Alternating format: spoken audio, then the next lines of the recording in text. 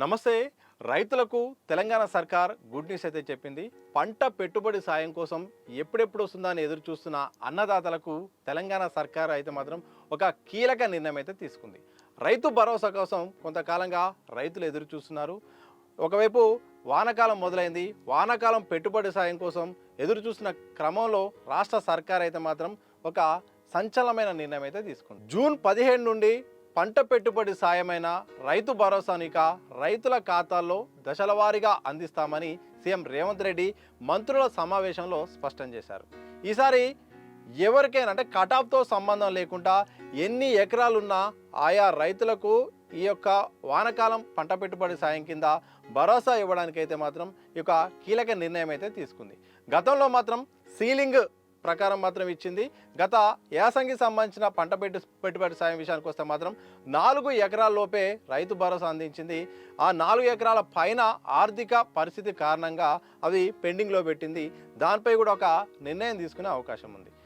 ఈ నేపథ్యంలో ఈసారి కూడా ఎన్ని ఎకరాలకు ఇవ్వబోతుంది, ఈసారి ఏమైనా సీలింగ్ ఉంటుందా లేకపోతే అందరికి ఇస్తారనే ఒక ప్రశ్న ఉన్న సందర్భంలో రాష్ట్ర ప్రభుత్వం అయితే మాత్రం ఎవరికైనా ఎన్ని ఎకరాలున్నా సాగుకు యోగ్యమైన అన్ని భూములకు మాత్రం ఈసారి పంట పెట్టుబడి సాయమైన రైతు భరోసాను ఎకరానికి 6,000 చొప్పున అందిస్తామని సీఎం రేవంత్ రెడ్డి స్పష్టం చేశారు. ఇందులో భాగంగా సోమవారం హైదరాబాద్లోని కమాండ్ కంట్రోల్ సెంటర్లో మంత్రులతో జరిగిన సమావేశంలో దీనిపై కీలక నిర్ణయం తీసుకున్నారు. దీంతో ఇక రైతుల ఖాతాల్లోకి డబ్బులైతే జమ కాబోతున్నాయి. ఒక ఎకరానికి 6,000 చొప్పున అయితే సర్కార్ ఇవ్వడానికి సిద్ధమవుతుంది. ఈ నేపథ్యంలో గతానికి భిన్నంగా ఈసారి అయితే సర్కార్ అయితే మాత్రం ఇక కటాఫ్తో సంబంధం లేకుండా ఇవ్వడంతో రైతుల కళ్ళలో కాస్త సంతోషం వచ్చే అవకాశం అయితే కనిపిస్తుంది. ఇంకా దాంతోపాటు గతంలో ఉన్న పెండింగ్ విషయం పైన కూడా ఒక స్పష్టమైన ప్రకటన రాబోతుంది. అది కూడా ఇచ్చే అవకాశం ఉంది. స్థానిక సంస్థల ఎన్నికల నేపథ్యంలో మాత్రం వరుసగా ఇటు అభివృద్ధి పనులు అలాగే సంక్షేమ పథకాలు ప్రారంభించే ఉద్దేశంతో అయితే సర్కారు ఉంది. ఇందులో భాగంగా పెండింగ్లో ఉన్న అన్ని కార్యక్రమాలను అన్ని పెండింగ్కి సంబంధించిన నిధులను కూడా వరుసగా విడుదల చేయడానికి సిద్ధమవుతుంది. 1-2 కొత్త పథకాలను కూడా 6 గ్యారెంటీల్లో భాగంగా అమలు చేయడానికి సిద్ధమవుతుంది. ఈ నేపథ్యంలో ఇక మంత్రులు ఎమ్మెల్యేలు కూడా ఫీల్డ్కి వెళ్లాల్సిన అవసరం ఉంది.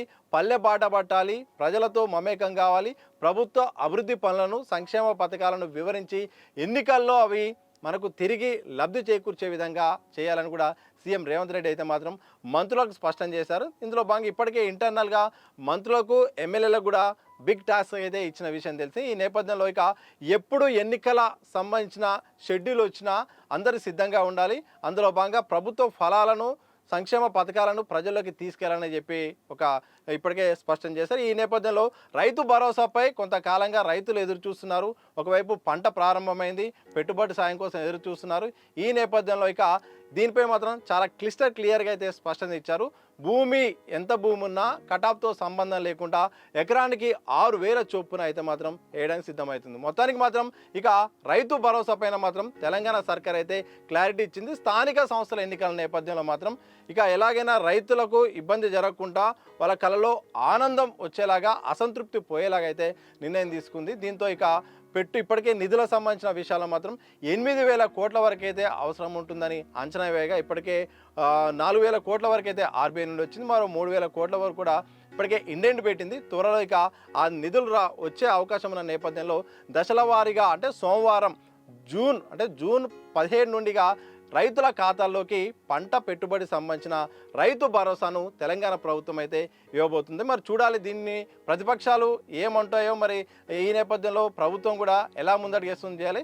గతంలో నిబంధనలు పెట్టినా ఈసారి నిబంధనలకు సంబంధం లేకుండా అన్లిమిటెడ్గా ఈసారి పంట పెట్టుబడి సాయం ఇవ్వడానికైతే తెలంగాణ సర్కార్ అయితే సిద్ధమైంది.